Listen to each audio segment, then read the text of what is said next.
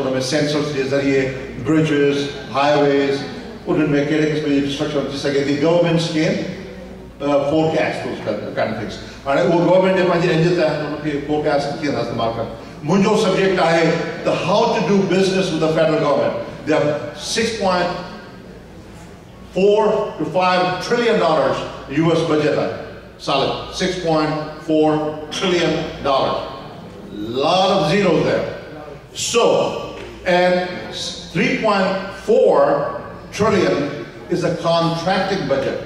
Contracts. उनमें वॾो component आहे IT जो, civil engineers जो, roads, supplies of products, services. There's so many opportunities that you just cannot even imagine. We have not even seen anything. Commercial side peanuts are. I will talk about that. So this is the objective. Objective you have to have mostly in opportunities ke pesh kiye. So Shahbaz Shahbaz, can you hear us? Yes. Can you hear me? Absolutely. Absolutely. Thank you. If you could be a little louder, we'll appreciate that. Badi meherbani taji taaki asa ajiyan tha kayun Sanaland convention mein. So already late to Kayum, we're sorry about that. So please go ahead and dive into it. So let me go to your web presentation. Tika. Thank you, Agha. Let me just take you guys through, a little journey that I've taken as an entrepreneur myself. One of the things that the problem that I had when I left, our homeland, I was a Tareen. After Bedaro, 1988 में जब हम घर में वापस, तो उन वक्त सिंधी मुहाजिर धंधा शुरू हुआ कराची में Hyderabad. My father was a chief engineer in civil engineering, and he was actually managing business to a certain place. So they put your job down and they went to Asante and they said, so I went to London and I did my computer science, software engineering, first class first, and also gold medal from London University. And I did that, and right after that, I joined various companies that I worked in, and you can see on the slide. But in 1997, I got a chance to work with two bankers from Royal Bank of Scotland and National Westminster Bank.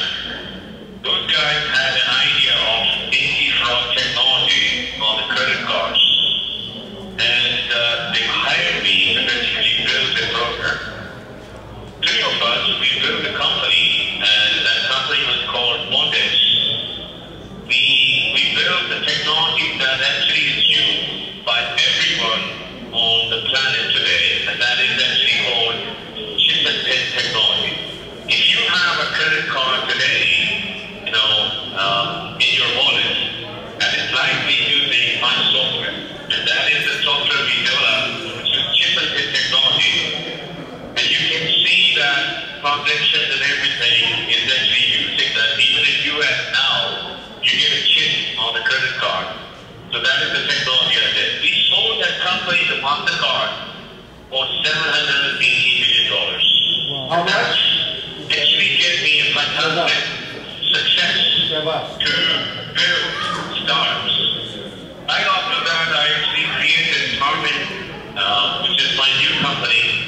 And today, I am so proud that basically we have actually grown from one man, myself, to over 130 people worldwide. We have offices in London, we have offices in Boston, which is our headquarters, and we have offices in South Africa. So we are, going in various locations. In fact, we are opening offices in California, in Morgan Hill, in Houston, Nevada. So the growth of the company is what I've actually done twice as a, small company. My previous company, Mondex, we grew from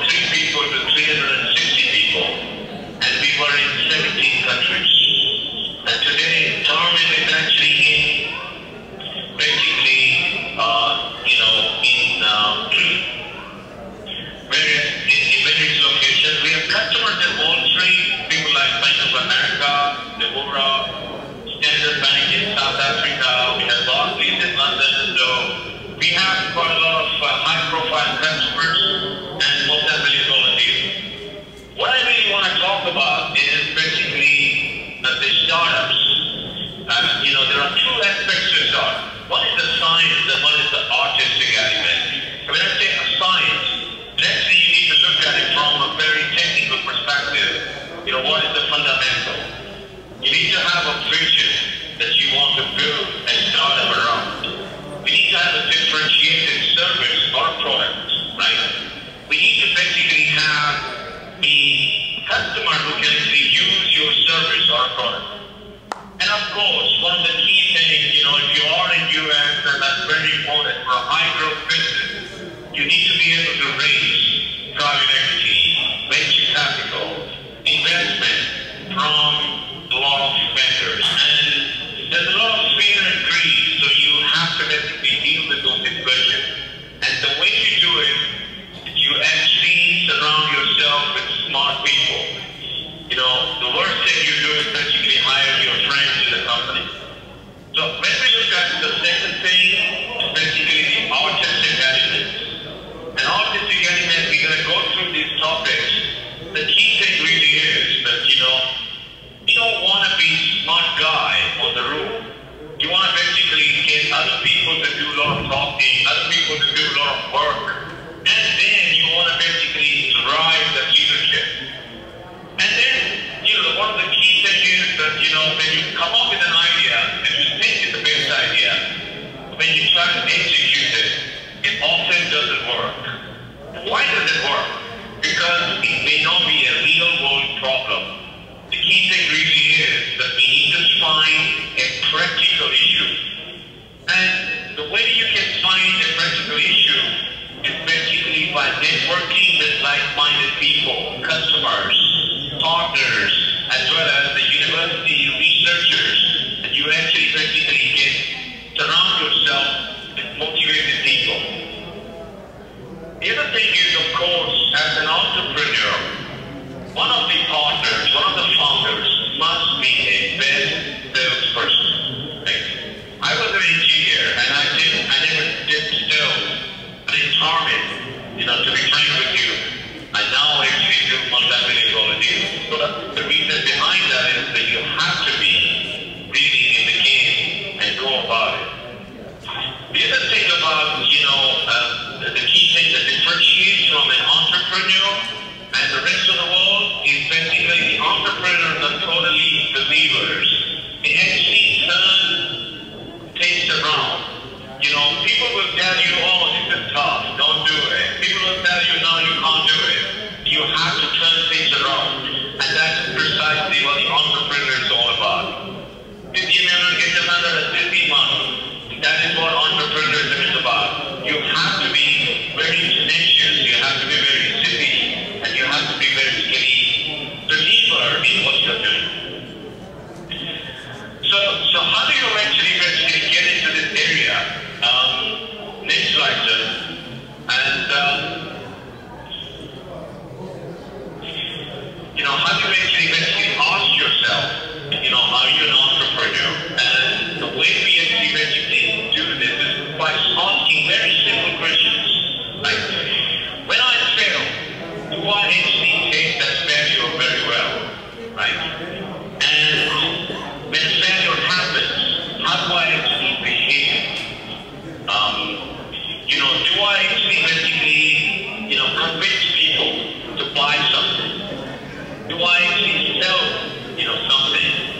And if not, it doesn't have to be that everybody can do everything. If you are, one founder, then it's a problem. But if you have multiple partners, you're 2-3 guys, and one of the guys is good at technology, one of the guys is good at selling, and one of the guys is good at fundraising, then if you have a fantastic winning team, that's how it actually works.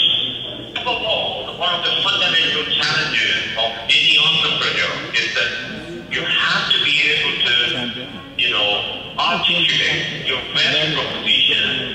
You have to be able to talk about your service, your product. And there are people who will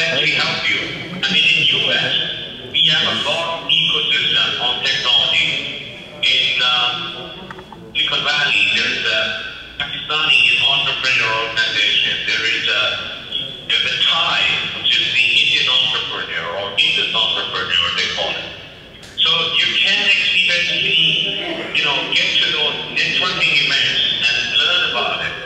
And one of the other things that basically really differentiates entrepreneurs from the rest of the professional people is that entrepreneurs are very much emotional people. And if you're a successful entrepreneur, at some point you will basically be very, very emotional because you will have shareholders who will be really greedy. You will have customers who will be wanting a cheaper software, a cheaper solution. And there will be employees and HR issues. So you have a lot of emotional issues to tackle.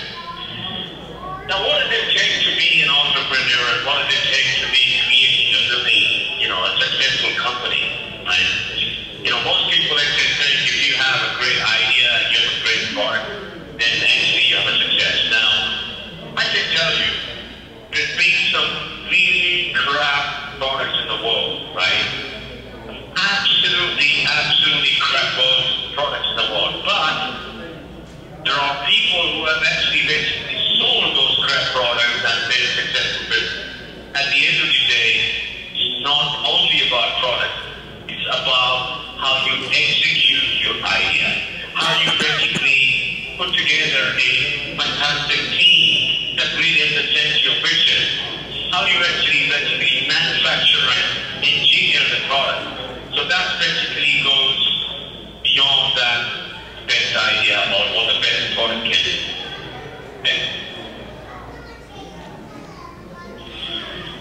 And, from a launching perspective, we need to be basically, reaching out and discover what other entrepreneurs are actually doing. For example, watching, learning about the life of Steve Jobs or Bill Gates or successful entrepreneurs who have actually done this.